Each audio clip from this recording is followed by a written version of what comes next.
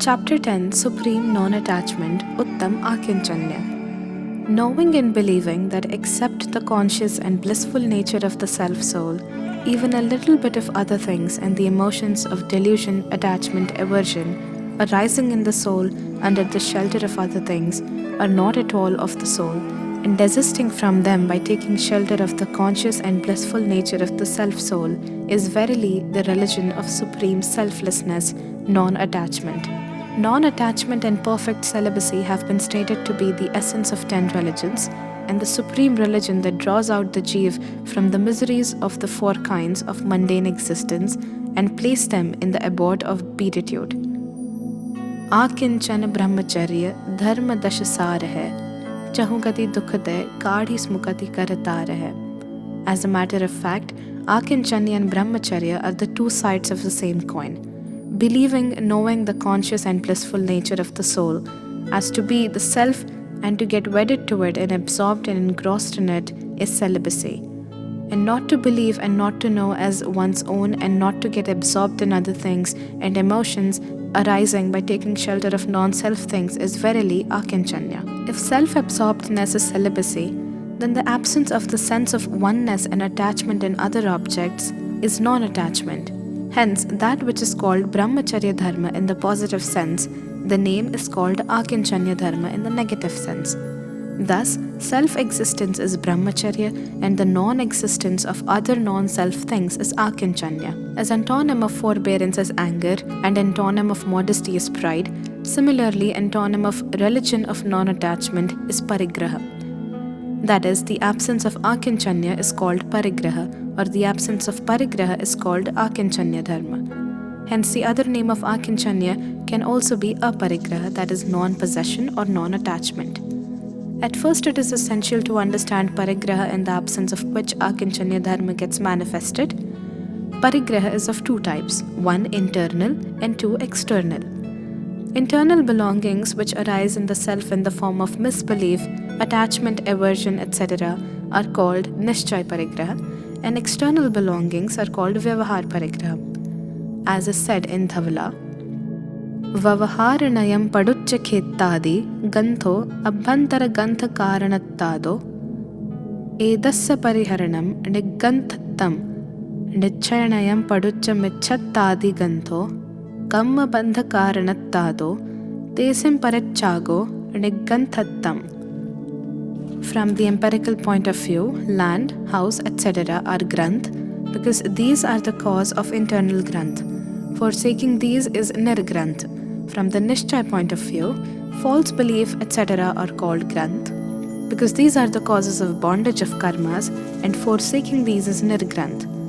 Thus, for nirgranthata, that is for Akinchanya Dharma, abdication of internal and external, both kinds of parigraha is essential. This is also the connecting link of Nishchay and Vyavahar. Internal parigraha are of 14 kinds. 1. False belief. 2. Anger. 3. Pride. 4. Deceit. 5. Greed. 6. Laughter. 7. Liking. 8. Disliking. 9. Lamentation. 10. Fear. 11. Disgust. 12. Male sex passion. 13. Female sex passion. 14. Neuter sex passion. External parigraha are of 10 kinds. 1. Fields or land. 2. Houses. 3. Silver. 4. Gold. 5. Wealth. 6. Grain. 7. Female servant. 8. Male servant. 9. Garments. 10. Utensils. Thus, in all, 24 kinds of possessions are enumerated. It is also said, Parigraha 24 bhed, tyag kare muniraj ji. The saints who have renounced the above mentioned 24 kinds of possessions possess the supreme religion of non-attachment. Whenever talk on parigraha or parigraha tyag is held, our attention is diverted towards external belongings. False belief, anger, pride, deceit, greed, etc. are also parigraha. None pays attention towards this. Whenever the talk of anger, pride, deceit, greed is held, it is said that these are passions and emotions, but it is overlooked that the possession of passions is also parigraha. When the world is not ready to accept anger, pride, etc. also as parigraha, who is going to believe laughter, etc. also as parigraha? Parigraha is also included as a sin in the 5 kinds of sins, and laughter etc. are kinds of parigraha. But when we laugh or feel sorry, do we remember that we are committing some sin, or due to these we are parigrahi, possessors of belongings? Many of the renouncers of the parigraha can be seen laughing and startling with fear. Do they ever think that all this is also parigraha? In Jaipur, people come to purchase idols and tell me that they want a very beautiful idol having a smiling face. I explain to them that the idol of Jain is totally passionless and possessionless. How can this idol have a smiling face? The posture of Bhagwan's idol is always dispassionate and tranquil. Also, it is said in hymns, Jai Param Shanta Mudra Samet, Bhavijan ko Nij Anubhuti Het, Chavi Veeta Ragi Nagna Mudra, Drishti Nasa Pedharem. Very few people know even this, that greed, the greatest of all sins, is also a parigraha. Even it is talked about as such, people don't realize greed to be the parigraha. Otherwise, the so-called renouncers of belongings would not be seen running after the greed of getting fame. Mithyatva, the root cause of all types of sins, is also one of the parigrahas. Not just one, it is parigraha number 1, without getting rid of which other parigrahas cannot be given up. How many people pay attention towards this fact? If attention of people would have been on this, then without finishing Mithyatva, the efforts of becoming possessionless would not be done. Parigraha is the greatest sin and Akinchanya the greatest religion. Whatever misdeeds, injury, falsehood, theft, unchastity, etc. are seen in the world, the root cause of all these is parigraha. When misbelief, attachment, aversion, etc., all kinds of alien dispositions are parigrahas, what sin is left out which does not come under the purview of parigraha? The manifestation of the feelings of delusion, attachment, aversion, etc. is named as hinsa. It is also said, Apradarbhavah khalu ragadinam bhavatya hinseti teshamevotpatti hinseti jinagamasya sankshepah. Assuredly, the non-appearance of attachment, aversion, delusion is ahimsa, and their procreation is hinsa. This is the sum and substance of janagam. Even the basis of falsehood, theft, and unchastity is misbelief, attachment, aversion only.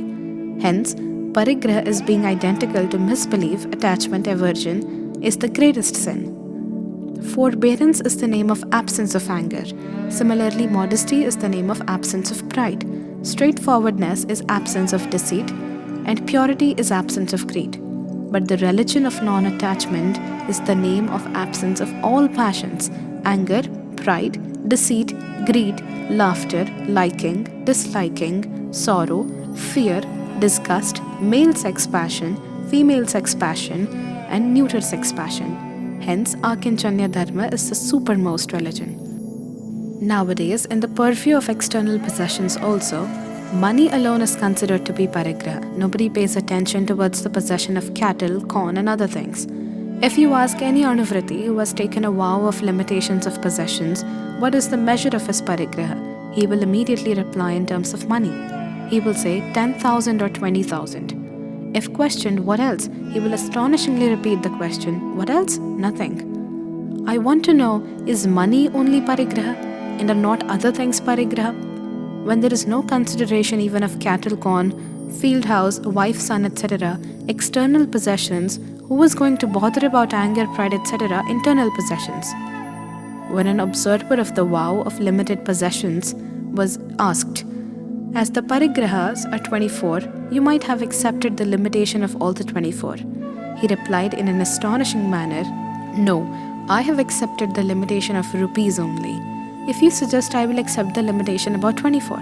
I said, it is all right, but did you ever think whether the limitation of 24 possessions can also be done?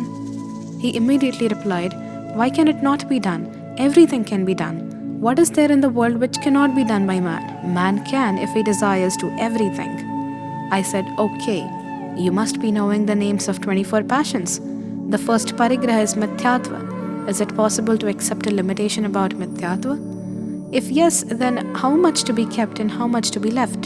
Can Mithyatva also be retained partially and left partially?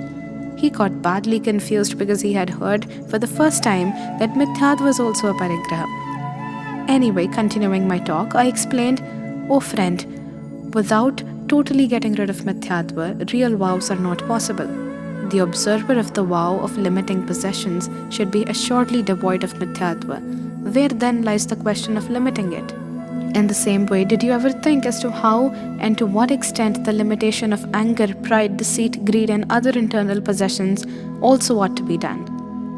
In 5th Gunasthan, in comparison to 4th Gunasthan, there being an extremely high and enriched concentration in the self, Anantanubandhi and Apratyakhyanavaran anger and other passions disappear, and due to some weakness, Pratyakhyanavaran and Sanjvalan anger etc. remain in existence.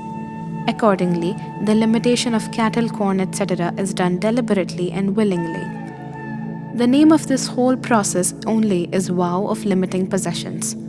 The common people do not know these 24 possessions, and so considering money to be the only parigraha in their fancy, they accept its right or wrong limitation in the form of a vow and become parigraha pariman vrati. Money, which the whole world considers as parigraha, is in no way an internal possession. It has also not been enumerated in the category of cattle, corn, etc. It is merely an artificial means of exchange for the external possessions. There is nothing in money of its own due to which the world should hoard it. If by means of money, cattle, corn, etc., things of enjoyment and pleasure are not available, who will keep and collect it? The currency note of rupees 10,000 is now not valid in the market. Who wants it now? In the eyes of the world, it is valuable only as long as it continues to serve as a means of buying cattle, corn, etc. It can be called as parigraha only conventionally by giving the status of the end object to the means of achieving it. Yet, even though its name is not there in the 24 possessions, today this, the 25th possession, has become everything. One of the reasons why money was not included in external possessions was that there is up and down in its value always. There is also no direct use of money in life. It is simply a means of buying useful things for living. In Anuvrat, the limitation of possessions is done only about the useful things in life. Owing to increase in the value of money, its limitation could put one into difficulty. Suppose one person accepts the limitation of keeping 10,000 rupees only. At the time when he accepts this limitation, the value of his house is say 5,000 rupees. Later on, its value may become 50,000 rupees. Similarly, the problem about cattle, corn, etc. can also be imagined. Therefore, in the vow of limiting possessions, the limitation of cattle, corn, and etc., things of regular use has been prescribed. An observer of the vow of limiting possessions needs only limited things for fulfilling his basic needs in life, without paying attention to the cost factor of those things. The vower of limiting possessions resides in the house. Hence, he needs all the necessary things, viz., cattle, corn, field, house, utensils, etc. But nowadays, the situation is different, because now no vower of limiting possessions wants to live at home. He considers himself as a sadhu and not as a grahast, whereas Anuvrat is to be observed by him and not by the saints. An Anuvrati should eat not only by preparing the food himself, but also by earning his livelihood. But he not only does not want to eat by earning the livelihood, he also does not want to eat by preparing the food himself. He does not reside in his house but lives in dharmashalas. And he puts his whole burden on the society. Hence he now neither needs a house nor cattle, corn, etc. It is this reason that he has started adopting the vow of limitation of possessions in the form of money. A very typical situation has arisen. Once an Anuvrati told me, "I want to get the solution of my doubt from you in aloofness." I asked him, what is the need of aloofness for discussing a philosophical matter? He replied, there is some personal matter. In aloofness, he said, the matter is like this. I had taken the vow of limiting possessions up to rupees 5,000. At the time when I took the vow, I was not having even this much amount, nor was there any probability of getting the same. But later on, I got the amount and its interest went on increasing. My expenditure was not much, so approximately rupees 10,000 got collected. I was feeling great embarrassment, so I discussed the problem with my fellow votary. He told me that this was not a problem at all, because since I took the vow, the value of the rupee has diminished. Hence, keeping rupees 10,000 is not wrong. His suggestion being favorable to my point of view, I accepted it. But now the amount is further increasing and has reached to 12,000-13,000. What should I do now? I am in a fix. Although on the basis of the above logic, I have increased the limit and now also I can further increase it, yet I don't know why my heart is not getting ready to accept this thing. Immediately, I could not give any specific reply to this query, but the aforesaid question shook my heart. I pondered over the matter seriously. After continuously thinking over it, I could ultimately make out the reason why money has not been enumerated in Agam under the class of possessions. One does not understand as to what has happened nowadays to the religious society. The renouncer of all kinds of possessions and the observer of the great vows, the homeless saint and the vower of limiting possessions, the observer of small vows, the householder living in homely life, both have become the inhabitants of reclusory temple or inn. The one ought to live in the forest and other one at home. But neither the dwellers of forest dwell in the forest, nor the dwellers of house dwell in their houses, and both have become the dwellers of the inns. The householder Anuvratis who offered food have themselves started taking food as alms. Otherwise, for those who have accepted the limitation of their sources of income, where does the question of the growing of wealth arise? The Anuvratis should have taken the responsibilities of Mahavratis, but they have thrown the responsibility on the shoulders of non-votaries. It is due to this reason that Anuddishta Ahar has become unavailable to the Mahavratis. The non-votarists do not take that much pure food which they could offer to Mahavratis without the aim of specially preparing for them. The votaries of course do take such pure food which, being prepared for the self, they could give to the saints, but they have themselves become takers of food. Whatever may be the case, at present what is to be considered is why a separate recognition has not been given to money in the Agam under the classification of 24 possessions, although it gets covered under wealth, that is cattle, etc. If rupees and paisa only are considered to be parigraha, then there would be no parigraha in devas, infernals, and tiryanch, because no money is found with them. No transaction of money is seen in these beings. Also, they have got nothing to do with this mode of transaction, but still there is no abdication of possession. In the same way, if cattle, corn and other external possessions are only considered to be parigraha, the animals will have to be considered as possessionless, because no external possession is seen available to them. The custom of hoarding wealth, cattle, corn, house, etc. is chiefly concerned with human beings. In human beings also, due to non-existence of punya, the external wealth like cattle and corn is found in lesser quantity. Do they therefore become renouncers of possessions? No, never. When we discuss about religion and non-religion of soul, the definitions should be such that could equally be applicable to all souls. This is the reason why the acharyas have laid more stress on renunciation of internal possessions. It is said in Kartikeyanupreksha, Bahir Gantha Vihina, Dali Dadamanuva Sahavado Honte, Abhantara Gantham Punane, Sakkadeko Vichadedum. By nature, paupers don't possess external possessions, still none is found capable to renounce internal possessions. In Ashtapahud, the highest possessionless ascetic, the Gambaracharya Kunda has written, Bhava Vishuddhi Mittam, Bahir Ganthassa Kiraye Chao, Vahir Chao Vihalo, Abhantara Gantha Juttassa. Renunciation of external possessions is done for purification of thoughts and feeling, but without renouncing internal possessions, that is attachment, aversion, etc., renunciation of external possessions is futile. Even after renouncing external possessions, it is not necessary that internal possessions will also get waved off. It may also be that externally one may not be having the slightest possession, but internally all the 14 possessions may be existing. This is what happens in the case of Dravyalingi Mithyadrishti Munis. As spiritually they are found in the first Gunasthan, all sorts of internal possessions like false belief, etc. are found existing in them. But externally they live in the naked state.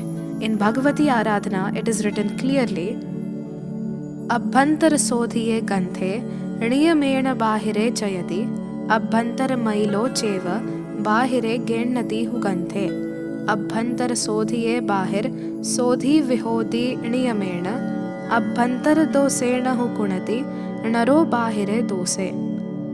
On the manifestation of internal purity, external possessions are assuredly renounced. Only due to internal impure thoughts, misdeeds are evolved through vocal and physical activities. On the manifestation of internal purity, external purity gets assuredly manifested. If internal thoughts are impure, then man will commit faults through the body and words also. The fact remains that wealth, cattle or corn, etc. in itself is not real possession, but the feeling of possessing them, hoarding them is parigraha. So long as there is no feeling of attachment, possession or hoarding towards other non-self objects, simply by the presence of other material objects, parigraha cannot be said to be existing. Otherwise, the possession of the body and the existence of samavsharan, etc. found with the Tirthankaras, even on their being in the 13th Gunasthan, would have to be treated as parigraha, whereas the presence of internal possession is possible up to the 10th Gunasthan, that is, 10th stage of spiritual development only. Keeping all these aspects in view, in Janagam, the definition of parigraha is given as under Murcha parigraha. Infatuation is possession. The definition of infatuation is given by Acharya Amrit Chandra as under Murcha tu mamatva parinamaha. The feeling of mindness itself is infatuation. Acharya Jayasen in Pravchan Sar's Tatparya commentary has written, Murcha parigraha iti sutre yatha adhyatmanusarena murcha roop ragadi parinamanusarena parigraho bhavati nacha bahiranga parigrahanusarena. Infatuation is possession. In this formula, it is said that possession exists in oneself according to one's attachment, that is, internal desires, and not according to external possessions. Acharya Pujyapat has written in Sarvat Siddhi, Mamedam buddhi lakshanaha parigraha. This thing is mine, having such type of notion is parigraha. From the above mentioned definitions and explanations of parigraha, it becomes very clear that the other objects are not in themselves parigraha. Whatever feeling of mindness and attachment we have in respect of other things, in fact, the same feeling of mindness and attachment is assuredly parigraha. When the feeling of mindness in respect of other objects is given up or disappears, the external possession also gets relinquished accordingly. But by relinquishing the external possessions, there is no guarantee that the feeling of mindness in them will also disappear. Because in the absence of punya and in the presence of pap, the other objects get abandoned without abandoning, but the feeling of mindness does not end. Sometimes it may rather increase more and more. None becomes passionless due to abdication of other things, but by giving up the feeling of possessing them, the feeling of oneness or mindness with them, parigraha automatically gets relinquished and the soul becomes a parigrahi. That is, the soul becomes the possessor of Akinchanya dharma. The feeling of oneness and the feeling of I-ness in body, etc., non-self objects and impure dispositions like attachment, all are included in the topmost internal possession named mithyatva. Until and unless mithyatva goes, till then the question of relinquishing other possessions does not arise. But the attention of this enchanted world does not turn towards this significant fact. The whole world is worrying day and night about possessions. Some people are engrossed in the hoarding of other objects, whereas others are worried about relinquishing them in the name of religion. Nobody realizes that all these are in no way his own. By trying to hoard them, these do not collect, and by relinquishing them, outwardly one does not become free from them. The change in their modes takes place on their own. Nothing happens in them by our efforts. Jeev simply indulges in the thought of hoarding or giving up, and accordingly only binds itself with pap and punya. In the operative condition of punya karmas, the agreeable objects get associated on their own, even without any effort on our part. Similarly, in the operative state of pap karmas, the disagreeable objects get associated with the soul on their own. Although in this phenomenon, the soul has no control, yet due to false belief and attachment, this ignorant world encrosses itself in the feeling of I-ness and doerness, in the agreeable and disagreeable associations and disassociations of the other not-self objects. This, the feeling of I-ness, doerness and mindness itself, is the most dangerous possession named Mithyatva. It is essential to quit this, first of all.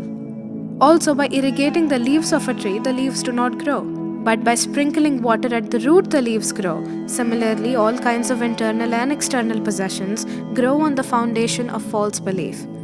If we want that the leaves should dry up, then nothing will happen by plucking the leaves because new leaves will grow up. But if the root itself is cut, then in course of time the leaves will dry up on their own. Similarly, by cutting the root of false belief, the remaining possessions will automatically start quitting in due course. Whenever this topic comes up for discussion, people retort, "See, one has only to believe that other objects are not his own and nothing is to be given up.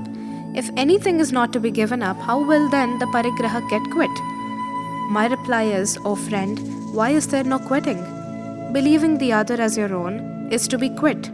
When believing the other as your own is itself the first possession named Mithyatva, for quitting that you have to quit believing other non-self things as your own." Although quitting the belief of identity with other objects is a great renunciation, is a great task, yet to this world it does not appear that something is given up in this. If someone gives up 5-10 lakhs of rupees or gives up wife, son, etc., then it appears that something worthwhile has been given up. But by quitting to believe these rupees, wife, sons, etc. as one's own, it does not seem as if something is given up. All this is the splendor of the possession named Mithyatva. Only due to Mithyatva the world feels like this. My submission is that if without quitting to believe other things as one's own, external possession is given up, then it really won't get quit. For quitting the other objects or to get quit from other things, one will have, first of all, to quit believing the other objects as one's own. Only then it will get quit in due course. In reality, it is already in the quit state. In fact, this Jeev is forcedly believing it as his own. Hence, when we think deeply, what one has to quit is only believing other objects as one's own. The objects of the world remain and will remain in the world itself. What to quit them and how? Only believing them as one's own and having the feeling of attachment with them is assuredly to be given up. By giving up believing the body as one's own, by giving up mindness and even on quitting the feeling of attachment with it, the body does not get quit at once. Only the parigraha of the body gets quit. The body gets quit of its own when the time comes. But one who has given up the feeling of attachment and identity with the body, etc., has not to reincarnate, and the people who do not give up the feelings of oneness with this body and the feeling of attachment, etc., have to reincarnate again and again. Someone may say, "We agree with you that not the body but believing the body as one's own is to be given up. Attachment with the body is to be given up. The body will get quit of its own when the time comes." Now we say that we will keep possession of 10 houses but will not entertain the feeling of mindness with them. Will then we be free from parigraha of houses? If yes, then we shall keep many houses but only shall not have the feeling of mindness in them. My reply is, friend, think a bit seriously. If you will not keep the feeling of mindness in the house, then the internal possession named Mithyatva will get quit. But the external parigraha of house will remain. Because the external possession of house, etc., gets quit only after having quit the internal possession of the kind of pratyakyan, attachment, and after quitting the internal possession of the kind of apratyakyan attachment, the limitation of external possessions, house, etc. takes place. Thus, simply by quitting to believe it as one's own, the external possession does not get quit, but by quitting the feeling of attachment with that object, it gets quit. Possession of the body and that of the house are to be looked at differently. The body does not get quit even on relinquishing attachment with the body, but the house certainly gets quit on forsaking the feeling of attachment with the house. The totally passionless omniscient Lord Jin has also got the body in the 13th and 14th Gunasthan, but the association of house, etc., external possession, is not found even in the 6th and 7th Gunasthan. To understand the Jain doctrine of possessionlessness, one will have to go deep into it. Simply by thinking casually, the purpose will not be served. From Nishchay point of view, house, etc. are already in a quit condition. The ignorant self considers them as his own. When have these objects become his? The ignorant self, due to his ignorance, considers himself as the possessor of these objects. But when have these accepted his possessiveness? When did these accept him as their possessor? This Jeev speaks with a great haughtiness. I have disposed of this house in rupees 25,000. My submission is, just think over whether you have got rid of the house or the house has got rid of you. The house is still standing in that very place. It is you who has changed the place. To believe the house, etc. as one's own is internal possession named mithyatva, and having the feeling of attachment, aversion, etc. with these outward objects is internal possession, known by the name of anger, etc. The house, etc. are external possessions. By quitting to believe the other non-self objects as one's own, the external possession does not get quit. But by quitting the feeling of attachment, etc. with those objects, coupled with giving up believing them as one's own, it gets quit.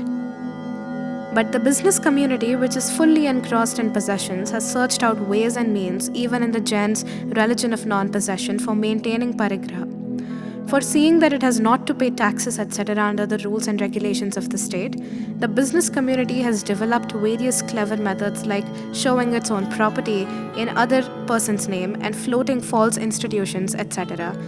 The regret is that such tendencies are now being observed in the field of religion also.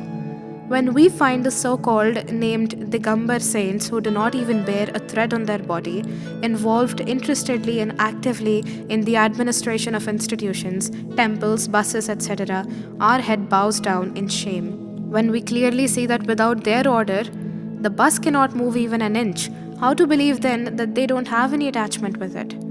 Ultimately, one has to understand that without quitting the internal possessions, if the external possessions are given up, such things are bound to happen. Because without giving up internal possessions, the true renunciation of the external possessions also cannot be possible. Moreover, in the Shastras, the description of those Dravyalingi naked and Mithyadrishti Muniraj is found who take birth in the heavens up to the 9th Gravyak. They are neither seen having the slightest external possessions nor any attachment with it. Without developing introversion, it is almost impossible to discover his Dravyalingatva. The purpose of laying stress on quitting of false belief, etc. internal possessions is not that there is no need of giving up external possessions, or it has got no importance. Along with abdication of internal possession, renunciation of external possessions is also observed. Assuredly, abdication of external possessions has its own utility, its importance is also there, but this world remains so much busy only in external possessions that it has no awareness about the internal dispositions. Only due to this reason, attention is here specially drawn towards internal possessions. The one who has not renounced external possessions according to one's own status and capacity, his talk of having renounced internal possessions is a mere imagination. If someone says that because he has abdicated internal possession, what harm is there? If external possessions still continue, then surely this talk of his is a sort of deceit. Because if one has internally renounced attachment, the renunciation of the association of external possessions is also imperative accordingly. It cannot be that internally false belief and anger, pride, deceit, greed, passions of apratyakyan and pratyakyan type might have been finished, and externally there may not be the condition of naked Digambar sainthood. In the absence of the aforesaid internal possessions, there would assuredly be the condition of naked Digambar sainthood in the form of renunciation of all kinds of possessions. To become an Akinchanya, the possessor of Akinchanya Dharma, one will have to know and believe, first of all, the true characteristics of Akinchanya Dharma, and will have to realize one's own self, which is distinctly different from all other objects. After that, preceded by the renunciation of the passions in the form of internal possessions, one will have accordingly to renounce the external possessions also knowingly and rationally. As here we are concerned with the description of Akinchanya Dharma with regard to the status of a saint, so stress is being laid on absolute renunciation of possessions.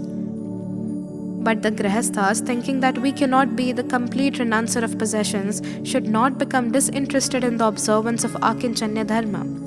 They too should certainly renounce the internal external possessions according to their status and capacity. One objection raised about the principle of possessionlessness of Jain Dharma is that the Jain community, the believer in the religion of aparigraha, has got the maximum possession. But on thinking deeply, no truth is found in this statement. I don't say that the Jains of today are aparigrahi, but the point to be stressed is that this objection is raised only by keeping in view the availability of external possessions, which are achieved by the rise of punya karmas, and not by keeping in view the internal parigraha in the form of various types of passions. As a matter of fact, in possessing the internal possessions in the form of various passions, the non-Jainas are also not behind Jains. The external wealth possessed by the Jains is not as much as is being advocated by the world. Due to outward pomp and show, the world has such feeling. If it is available to Jains, it is only due to their leading a life of virtuous conduct. Owing to the absence of 7 bad habits in them, natural affluence is observed. The day their virtuous conduct disappears, their condition will also be the same as is seen in the society of people having bad habits. One more thing worth considering is that from religion's point of view, even in the householder state, the right believer Jain can even be a king emperor. There have been such examples in the past. In the Jainatva of Chakravarti like Bharat, no doubt can be raised. Today's Jains do not have belongings more than that of a Chakravarti. By telling this, I don't wish to emphasize that the Jains must hoard external possessions, but what I want to clear is that it is worth considering as to what extent they are violating the principle of possessionlessness in terms of Jain religion. There are some fixed gradations in Jain Dharma for practicing the principle of possessionlessness. How much parigraha a Jain of a particular spiritual grade renounces is described in great detail in the books on deontology, in which the code of conduct for the Muni and the Shravak is explained. According to that code of conduct, whereas a Muni does not have at all even the trace of external possession, an Anuvrati Grahast has to put a limit to his external possessions accordingly to his capacity and needs, although an Avrati Grahast also does not earn money through unfair means, yet no limit for keeping possessions is fixed for him. Even a Chakravarti falls in this category. Thus, in Jains, there are various grades of spiritual development. If a Jain Muni keeps the possession even equal to a thread, then he is not a true saint, and if a vowless Shravak possesses even the wealth of 6 regions of this earth, that wealth or possession makes no difference in his Jainatva, because even then he can be a perfect true believer.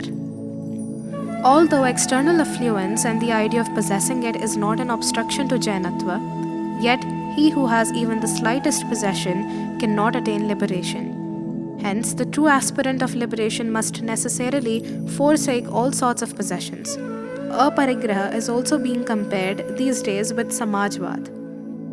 Some people have even started treating both to be the same.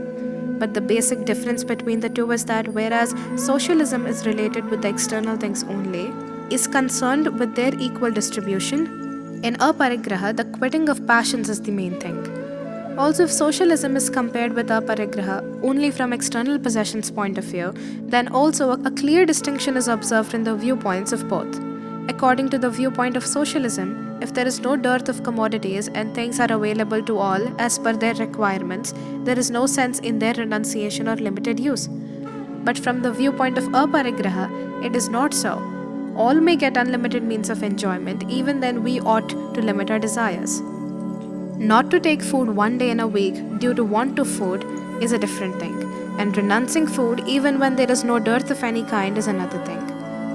The socialistic viewpoint is absolutely economical, whereas the viewpoint of aparigraha is absolutely spiritual. If everybody possesses the car and you also own it, then according to socialism there could be no objection. But aparigraha says what you have to do with others. You ought to give up your desires or to limit them. In the socialistic viewpoint, the talk of limiting possessions may be somewhat befitting, but in it, how could the point of renouncing possessions be alright? Does any socialist also wish that all sorts of possessions be given up and all may become naked Digambar? No, never. But aparigraha is the name of absolute renunciation only. Keeping one's worldly possessions limited is called parigraha pariman, and not possessionlessness. Aparigraha in the form of Akinchanya Dharma, which is talked over here, is possessed only by the totally possessionless naked Digambar saints. If everybody would be owning cars, would then the naked Digambar saints not have any objection in sitting in the car? If socialism is another name of aparigraha, then the Digambar saints should also not have any objection in keeping a car. Or why do the possessionless saint also not use the conveyances, the car, train, bus, etc. are available to the common man? It is clear from this that the viewpoint of aparigraha is totally different from that of socialism.